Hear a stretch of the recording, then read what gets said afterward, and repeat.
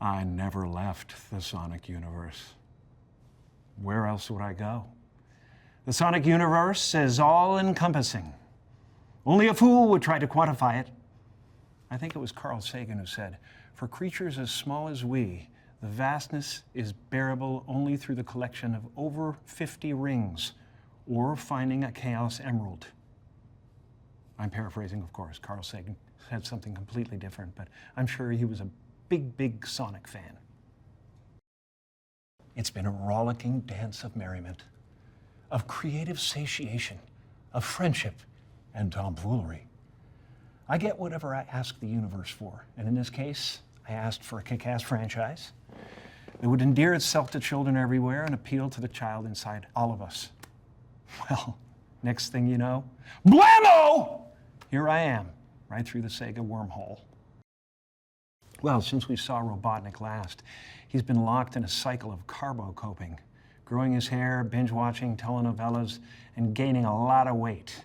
The guy has been in a bottomless downward spiral of egoic desolation, the kind that can only happen to a really sore loser. What is new is the epic proportion of it. The scale is immense, thanks to Neil Moritz, Toby Asher, and Jeff Cecil B. Fowler. I mean, this thing is so huge, you won't believe it's about a hedgehog. But you can't argue with the fan base. If it's hedgehogs they want, it's hedgehogs they'll get. Well, in Sonic 3, Team Sonic faces a new enemy called Shadow. He's faster than Sonic, stronger than Knuckles, and with his powers of teleportation, he seems to be invincible. But he's not. He's just showing up in other places. Now, in order to fight this powerful Jungian archetype, they have to team up with, spoiler alert, Dr. Robotnik, who in their last encounter was, trigger warning, almost unalived, but spoiler alert, wasn't. But the real twist comes when Ivo's diabolical grandfather, Gerald, shows up and brings new meaning to the life of his grand seedling. Robotnik's bitterness has blossomed into a botanical garden of animus. And as I mentioned before, he's getting very fat. I mean, expanding horizontally in a way that puts a lot of pressure on his pancreas. I'm sorry, I can't tell you why there are two Robotniks in this film. That's up to the parents out there when the time is right. Well, when they told me I was going to play two Robotniks in this film, I was delighted, elated. I couldn't wait to rise to the challenge. Until a few weeks in, when I realized I was doing twice the work for the same pay.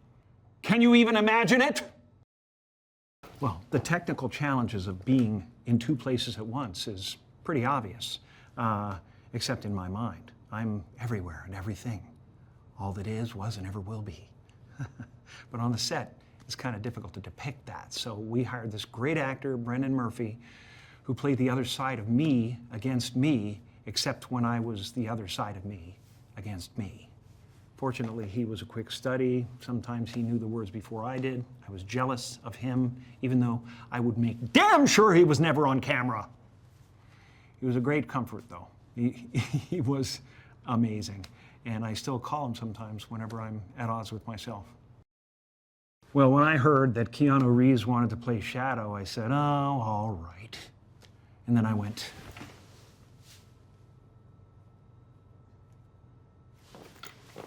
but he was perfect. He's the perfect guy for the part, because Shadow has that sympathetic, brooding kind of darkness that Keanu has mastered so brilliantly. Well, Lee Majdoub is amazing. He's fantastic to work alongside, always. He's always up for anything that's funny, but he did seem a little overly excited about coming at me with a sharp object. The hair was mine. I'd grown it out between projects and joined a biker gang. That may be hyperbole. You decide. When Jeff said we could cut my hair live in the scene, Lee was like, me? Abuse him? And he went at me. He went at me with reckless abandon. I think I lost part of my earlobe. See this? They'll never be the same. It makes me want to paint sunflowers. Jeff Fowler is a very special human being. He's a pleasure. He makes everything easier, but he's not a pushover. He lets out the kite string, then he pulls it tight just to make me soar.